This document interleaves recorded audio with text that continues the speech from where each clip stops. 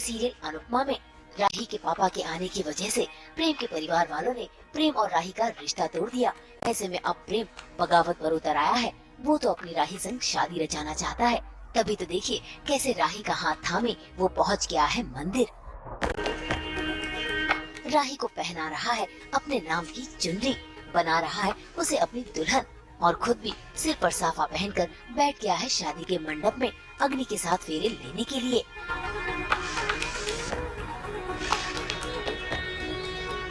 लेकिन तभी आ जाता है कहानी में ट्विस्ट, क्योंकि राही इस शादी से कर देती है इनकार और शुरू हो जाती है राही और प्रेम के बीच बहसबाजी, क्योंकि राही को चाहिए प्रेम का परिवार।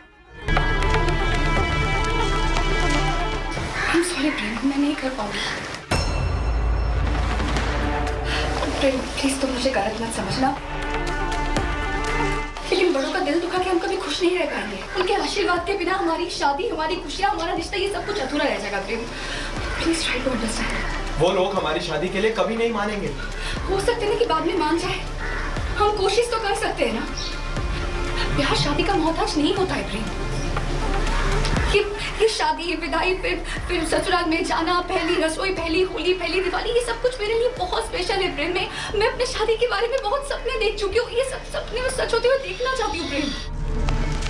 मेरी बात समझने की कोशिश करो। मुझे प्यार और परिवार दोनों चाहिए। अगर मुझे अंश जैसा भाई चाहिए तो मुझे बादशाह और राजा जैसे देवर भी चाहिए। परी, ईशानी, माही जैसी बहन चाहिए तो मुझे प्रार्थना जैसी बहन भी चाहिए प्रेम। मुझे अगर बात चाहिए तो मुझे मोटी माँ भी चाहिए। मुझे पापा, माँ, काका, काकी, मुझे सब चाहिए प्रेम।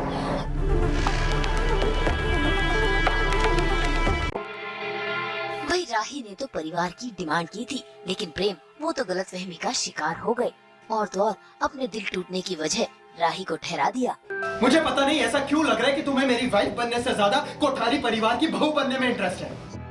गुस्से में कुछ भी मत बोलो प्रेम। क्या गलत बोला मैंने? हाँ, जब से तुम्हें पता चला कि मैं कोठारी का बेटा हूँ, तुम्हारे तो हाव भाव ही बदल गए हैं। तुम मेरे से ज्यादा उनकी परवाह करने लगे हो, उनकी तरफदारी करने लग गई हो। आज भी तुम मुझे हर्ट कर रही हो ताकि उन्हें हर्ट ना हो। प्रेम प्लीज है ना, तुम्हें अगर मेरी बात नहीं समझ में आ रही तो मत समझो, लेकिन मुझे गलत मत समझो।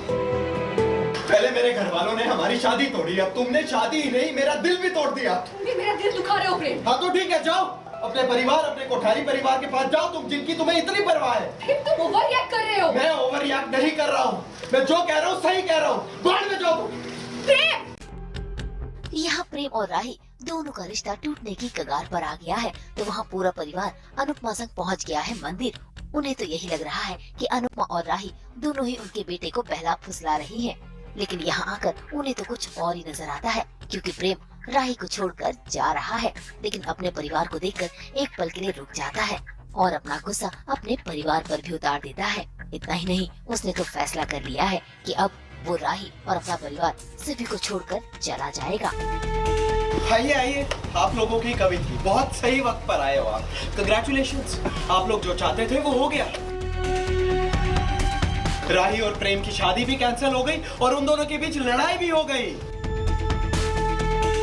सॉरी, मैं आप लोगों की खुशी में शामिल नहीं, क्योंकि मैं अब एक पल के लिए भी उस घर में नहीं रह सकता।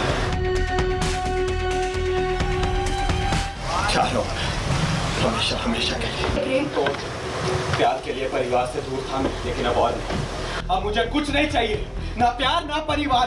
बाहर में जाओ, हटो। प्रेम! प्रेम! प्रेम प्लीज सुनो मेरी बात, सुनो प्रेम!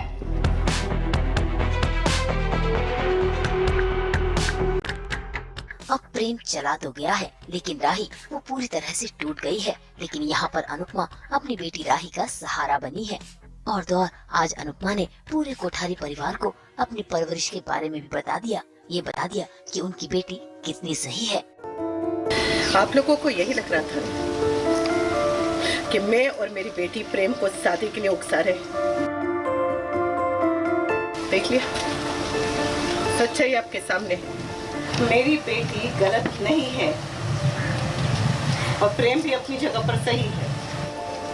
हाँ, ऐसे बाग के शादी करने का फैसला गलत हो सकता है, लेकिन उसके पीछे उसका डर, उसका दर्द, ये गलत नहीं है।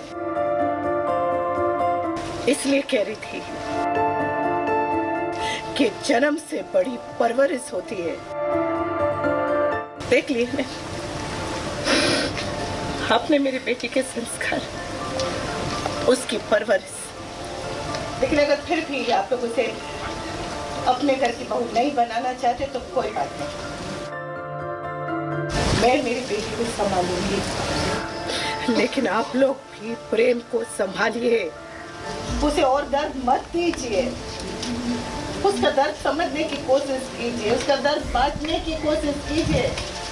आप लोगों को प्रेम और राही का प्यार तो नहीं दिखता, लेकिन कम से कम अपने बेटे का दर्द तो देख लीजिए। अब देखना होगा कि अनुपमा की इन बातों का असर प्रेम के पापा और मोटी माँ पर कितना होगा। क्या वो प्रेम के प्यार को समझ पाएंगे? क्या फिर से प्रेम और राही का रिश्ता जोड़ेंगे?